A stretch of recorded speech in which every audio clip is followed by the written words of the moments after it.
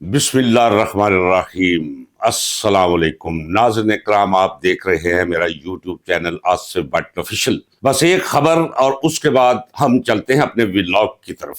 خبر یہ ہے کہ میرے اس چینل پہ فائر وال اپنی پوری کارکردگی دکھا رہی ہے۔ ضرورت ہے کہ آپ میرے چینل کو زیادہ سے زیادہ سبسکرائب کریں، میری ویڈیوز شیئر کریں، زیادہ سے زیادہ اپنے کومنٹس بھیجیں تاکہ ہم فائر وال کا مقابلہ کر سکیں۔ لیکن ایک بات یاد رکھیے گا ناظرین اکرام، اگر ایک شخص بھی مجھے سننے والا رہا تو میں تب بھی یہ ویڈیو کرتا رہوں گا جب تک مجھے یہ سہولت میسر ہے اور میری زبان اور میرا خیال میرا ساتھ دیتا ہے۔ تو آئیے ہم ذرا یہ دیکھیں کہ ہمارے ساتھ ہو کیا رہا ہے، بلکہ یہ اپنے ساتھ کیا کر رہے ہیں۔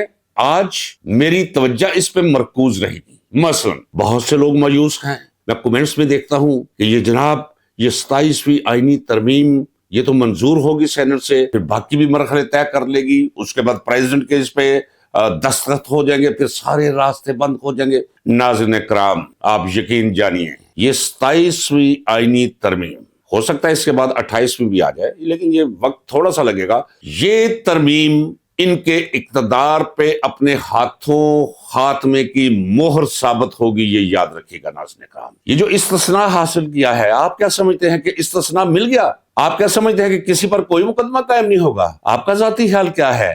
یہ جو مرید کے میں قتل و غارت گری ہوئی، جو 9 مئی کو گولی چلی اور آج تک تعداد معلوم نہیں کہ کتنے لوگ اس میں جان کی بازی ہار گئے پی ٹی آئی کے، کتنے لوگ آج جیلوں میں پڑے ہیں جن کا پتہ ہے، علم ہے، اور کتنے ایسے ہیں جن کا علم اور پتہ ہی کوئی نہیں۔ 26 نومبر کون بھولا ہے اسے؟ آپ کیا سمجھتے ہیں کہ 26 نومبر کرنے والوں کا احتساب نہیں ہوگا؟ وہ قانون کے کٹہرے میں نہیں لائے جائیں گے؟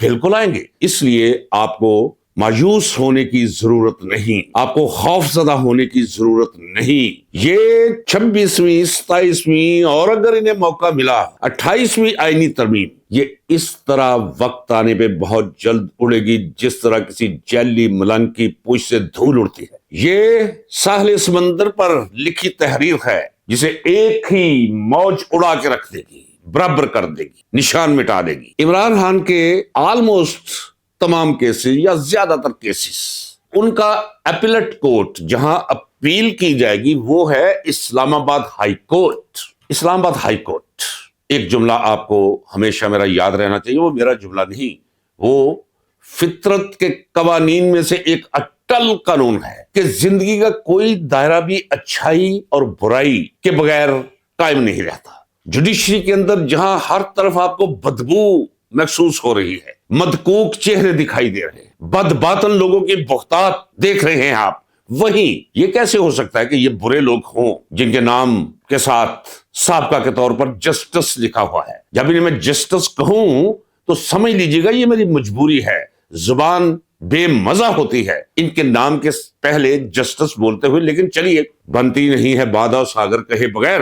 اور دوسری بات یہ ہے قرآن کریم اللہ تبارک و تعالیٰ کی مقدس ترین کتاب ہے، لیکن اس میں مکھی کا ذکر ہے، مچھر کا ذکر ہے، چونٹی کا ذکر ہے، اور اس میں خنزیر اور لحم الخنزیر کا بھی ذکر ہے۔ تو اگر قرآن کریم جیسی مقدس کتاب کے اندر خنزیر کا ذکر ہے تو کسی خنزیر کا نام اگر میری زبان پہ آ جائے تو خیر ہے، میرے پاس ایک دلیل موجود ہے۔ چلیے آگے چلتے ہیں۔ اس ولاگ کے اسلام آباد ہائی کورٹ کے اندر 4 نہیں 5 ججز ایسے ہیں جو ان کے کنٹرول میں نہیں ہیں۔ تاریخ آپ جانتے ہیں، پہلے ایک خط لکھا، اس خط کا کیا ہوا کوئی پتہ نہیں چلا، کھا گئے پی گئے، پھر خطوط لکھے انہوں نے، ان خطوط کا بھی کوئی جواب نہیں نہ کوئی اثر ہے، چونکہ وہ کنٹرول سے باہر ہیں۔ اس لیے ججز کا تبادلہ اب کون کرے گا؟ ذرا غور کیجئے۔ جوڈیشل کمیشن آف پاکستان، یہ جوڈیشل کمیشن یہ کن لوگوں پر مشتمل ہے؟ ذرا وہ سن لیجئے جو ججز کے تبادلے کریں گے۔ ہاں، کسی جج کو بھی ایک جگہ سے اٹھا کر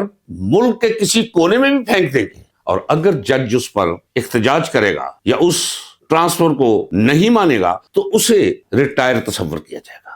ناظرین کرام، اس وقت جو حالت ہے میری ذاتی معلومات کے مطابق کچھ ججز ایسے ہیں جو اتنے تنگ آ گئے ہیں اس نوکری سے، اس ذلت سے، کہ ان کی مجبوری ہے کہ بقیہ زندگی گزارنے کے لیے ان کی صرف پینشن لگ جائے، تو جس دن وہ پینشن کے اہل ہو جائیں اس دن وہ استعفیٰ دے دیں جوڈیشری سے۔ ہاں تو آئیے اب ذرا دیکھیں کہ ان ججز کے تبادلے کون کریں گے۔ اس کا हेड होगा chief justice of supreme court of Pakistan यहया Afridi.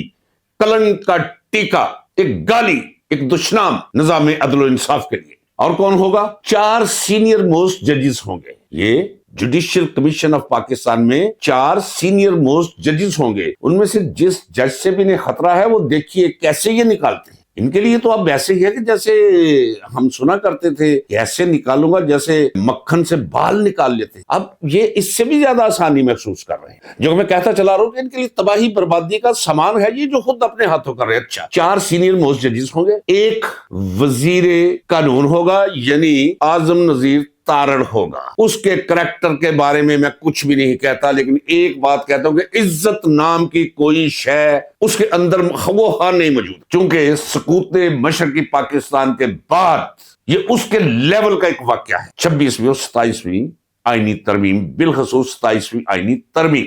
जिस तरह मैंने आपसे कहा कि वो किरदार जो शिकस्त का बायस बने मशरकी पाकिस्तान में, जो पाकिस्तान को तोड़ने का बायस बने, आज उनकी औलादें मुंह छुपाती फिर रही है। ये आजम नजीर तारड़ जैसे लोगों की औलादें एक गाली बन जाएंगी इस मुआशरे के अंदर, क्योंकि शऊर इतना बुलंद हो चुका है। और पाकिस्तान के साथ जो कुछ इस अहद में हो रहा है वो बाकायदा उस पर तहकीक होगी, और तहकीक शुरू हो चुकी है नाज़रीन इकराम। अब ये आजम नजीर तारड़ इसका वारदतिया, ये इसका एक रुकन होगा, और एक अटार्नी जनरल। अटार्नी जनरल क्या है? कोई वफाकी हुकूमत जिसे चाहे नत्थू, खैरे, चोर, उचक्के, पॉकेटमार उसे पकड़ के अटार्नी जनरल का दे। लेकिन इसका मतलब यह है कि वो भी इन्हीं का बंदा, नून लीग का बंदा। फिर पाकिस्तान बार काउंसिल के सिफारिश से एक सीनियर वकील, अस्तगफिरुल्लाह रब्बे मिन ज़ालिका। ये जो कुछ भी मैं कह रहा हूं मुकम्मल जिम्मेदारी से कह रहा हूं, और इसलिए कह रहा हूं कि जो मैं जानता हूं मैं इस जिंदगी में वो कह देना चाहता हूं, रिकॉर्ड करवा देना चाहता हूं नाज़रीन इकराम। अब ये अटार्नी जनरल ट्रांसफर करेगा जजेस की, अस्तगफिरुल्लाह।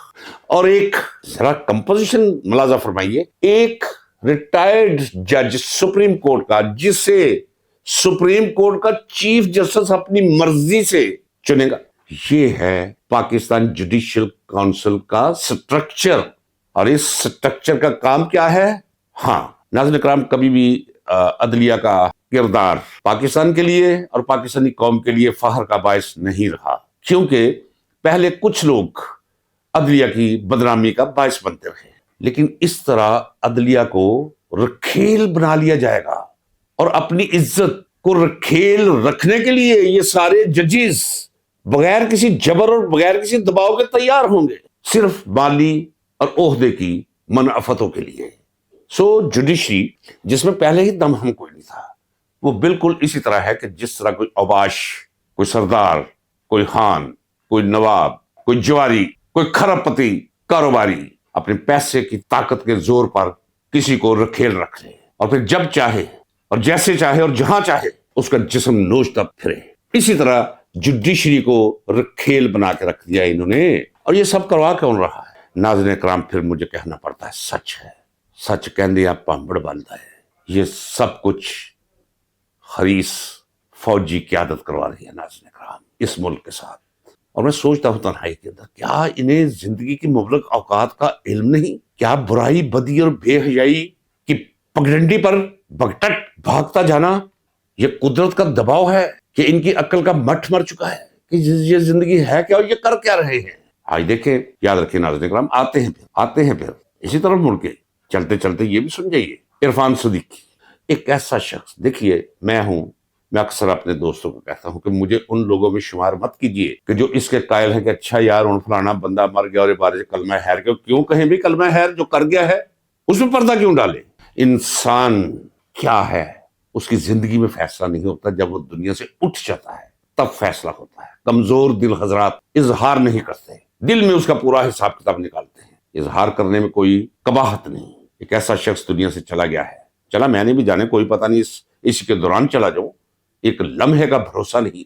हर कदम पर है, घुमा, यहाँ रह गया, वहां रह गया। अब तो वो कैफियत है, वो लकीर है जिस पे हम खड़े हैं, वो सीढ़ी है जिस पे हम खड़े हैं, कोई पता नहीं। लेकिन जब इंसान उठता है, इस दुनिया में अपना चैप्टर क्लोज कर जाता है, फिर फैसला होता है कि वो क्या था। इरफान सिद्दीकी ने सारी जिंदगी, एक स्कूल मास्टर ने, लिखने का हुनर अल्लाह ने दिया होता, उस हुनर को बजाय इसके कि कलम की इस्मत कायम रखते हुए लिखता, اس نے ہمیشہ اپنی غرض کو نوک کے قلم پر رکھا. وارداتی آدمی تھا. اور پھر چھوٹے لوگوں کا عہد تھا یہ نواز شریف. ان کے نزدیک وہ پتہ نہیں سقراط تھا، بکرات تھا، افلاطون تھا. وہ ساری کی ساری دانش وہ سمجھتے تھے اسی کے اندر آ گئی. لفظ کچھ بھی نہیں ہوتے، اصل چیز خیال.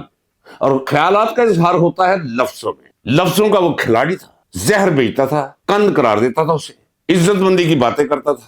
بے عزتی کی راہ پر وہ بھی دوڑتا چلا گیا پوری سپیڈ کے ساتھ، بغیر دیکھے کہ بنے گا کیا میرا. آج دنیا میں وہ نہیں. اس ملک اور اس قوم کے ساتھ وہ جو کر گیا ہے وہ جانے اور اس کا رب جانے. میرے نزدیک وہ ایک انتہائی سستا، بازاری اور نیگیٹو کریکٹر تھا. چلیے آگے چلتے ہیں ناظرین. جیسا کہ میں نے کہا کہ ایک طرف 7.5 لاکھ فوج ہے، ایٹمی اسلحہ جات ہیں، ایٹمی میزائلز ہیں، ٹینک ہیں، توپیں ہیں، بندوقیں ہیں، خفیہ ایجنسیاں ہیں. کسی کو راہ جاتے مروا دینے کی طاقت بھی موجود ہے، امکانات بھی موجود ہے اپنی جگہ. تو کہتے ہیں نا کہ جس کو ہو دین و دل عزیز اس کی گلی میں جائے کیوں.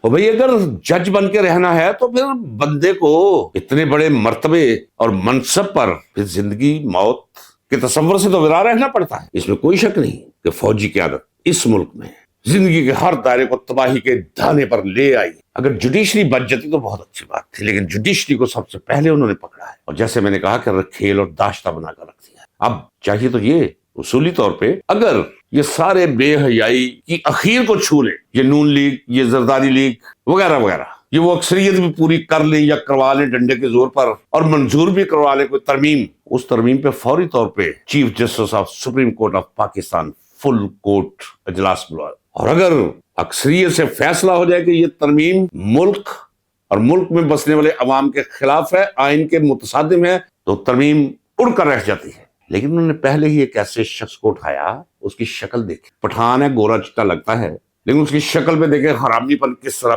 اس کے سایہ آپ دیکھ سکتے ہیں، محسوس کر سکتے ہیں. کوئی وقار نہیں اس کے چہرے پہ، کوئی متانت نہیں اس کے چہرے پہ. اسے لا کر بٹھا دیا گیا تھا چونکہ انہوں نے یہ کچھ کرنا تھا. اسی کماش کا شخص چاہیے تھا جو اپنی افریدی قوم کے لیے بھی گالی بن کر رہ گیا ہے. اور مستقبل میں تو بالکل اگر کسی کو ماں بہن کی گالی دینا ہوگی نا تو کہیں گے چل یہ افریدی، جی جناب، وہ گالی بن جائے گا. غیرت مند جوڈیشری ہوتی، اگر غیرت مند کوئی عزت باب چیف جسٹس ہوتا سپریم کورٹ کا تو فل کورٹ کال کر لیتا اور اڑا کے پرے مارتا یہ ترمیم. لیکن انہوں نے سب انتظام کر کے رکھا ہوا ہے ناظرین کرام. پھر میں درمیان میں آپ سے کہتا ہوں کہ یہ جو کچھ بھی کر رہے ہیں یہ اپنے گورکن ہیں، یہ اپنی قبر خود نکال رہے ہیں. تو دیکھیے نا، قبر جب نکالنا ہوتا ہے بندہ مر جاتا ہے تو رشتہ دار کہتے ہیں جاؤ یار گورکن کے پاس جاؤ، کہ یار قبر نکال دے ادھر ادھر. اور یہ اپنی قبر خود نکال رہے ہیں. خود ہی کفن خریدیں گے اور خود ہی پہنیں گے اور خود ہی لیٹیں گے. عوام کا کام ان پہ مٹی ڈالنا ہوگا، باقی سارا انتظام یہ خود کریں گے. یہ اپنی ترمیم سمیت زیر زمین چلے جائیں گے بہت جلد ناظرین کرام. پریشان نہیں ہونے کا بس. یعنی ہائی کورٹس کے ججز پر ایک تلوار لٹکا دی گئی ہے کہ کسی کو جب جی چاہے بغیر کسی وجہ کے ملک کے کسی حصے میں بھی ٹرانسفر کر دیا جائے. لیکن اس میں رکھا کیا ہے، ذرا واردہ سمجھیے، تاکہ باہر کی دنیا کو یہ بتایا جا سکے کہ جناب خالی جوڈیشل کمیشن یہ نہیں کرے گا، بلکہ جس ہائی کورٹ کے جج کی ٹرانسفر کرنا ہوگی، مقصود ہوگی، اس ہائی کورٹ کے چیف جسٹس کی منظوری لی جائے گی. اسی لیے ڈوگر کو لا کر اس کرمنل کو یہاں بٹھا دیا گیا نا، سرفراز ڈوگر کو اسلام آباد میں. اس وقت بھی اس کی حیثیت غیر آئینی. اختتام آج کے ولاگ کا میں یہاں کرتا ہوں کہ یہ جو کچھ بھی ہو رہا ہے یہ سمجھ لیجئے کہ یہ اپنے پیروں پہ خود کلہاڑے مار رہے ہیں. یہ بچپن میں جو ہم کہانی پڑھا کرتے تھے بیوقوف لکڑ ہارے کی، کہ وہ بیٹھا ادھر ہوتا تھا اور اپنے آگے سے وہ کاٹ رہا، اسے نہیں پتا تھا کہ یہ جب کٹ جائے گی تو سب سے پہلے میں دھڑم نیچے گروں. اسی طرح عقل ان کی مار دی گئی ہے. یہ جو قدم بھی اٹھا رہے ہیں اپنی تباہی، بربادی اور اپنے اس انجام کی تکمیل کے لیے اٹھا رہے ہیں جو انجام میں ان کا آپ کو بتاتا چلا آ رہا ہوں اپنی ویڈیو. ناظرین کرام، آخر میں آفرین کہتا ہوں اس ماں کو جس نے عمران خان کو جنم دیا. میں دیانتداری سے کہتا ہوں کچھ بھی نہیں لینا دینا مجھے اس سے، لیکن میں ایک آبزرور ہوں. پچھلے 55 برسوں سے میری نظر بہت گہری ہے. میں بہت قریب رہا ہوں جنہیں آپ ماضی کی سیاسی تاریخ کے بڑے بڑے نام کہتے ہیں. میں بہت قریب رہ چکا، مجھے قربتوں سے دیکھا ہے انہیں. بھول جائیے کیا کیا غلطی ہوئی تھی اس سے اس دفعہ جیل جانے سے پہلے. اس کے اندر کی صلاحیتیں جو اللہ نے اسے ودیت کر رکھی تھی، ان لوگوں کی بیوقوفی کی وجہ سے اسے موقع میسر آ گیا ہے کہ ان صلاحیتوں کو، ان چھپی صلاحیتوں کو اپنے اندر سے نکال سکے، ایک ویژن قائم کر سکے. تمام مصیبتوں نے اسے زندگی کی مبلغ اوقات اس کے سامنے لا کر کوئی فرق نہیں اسے پڑتا کہ اس ٹھنڈا پانی پھینکے، گرم پانی پھینکے، اس پہ کیڑے چھوڑ دے، اس اس کی بجلی بند کر دیں، اس کا دروازہ نہ کھول لے، آس پاس تعفن پھیلا دیں، کوئی فرق نہیں پڑتا. وہ ورا ہو چکا ہے اپنے جسم سے. جڑے رہیے اس کے ساتھ، دعا گو رہیے اس کے لیے، اور ہمت مت ہاریے. ہمت ہار گیا انسان تو گیا. ہمت مردہ مدد خدا، خدائی مدد ان قریب ہے. ناظرین کرام اجازت دیجیے. اللہ حافظ. پاکستان پائندہ.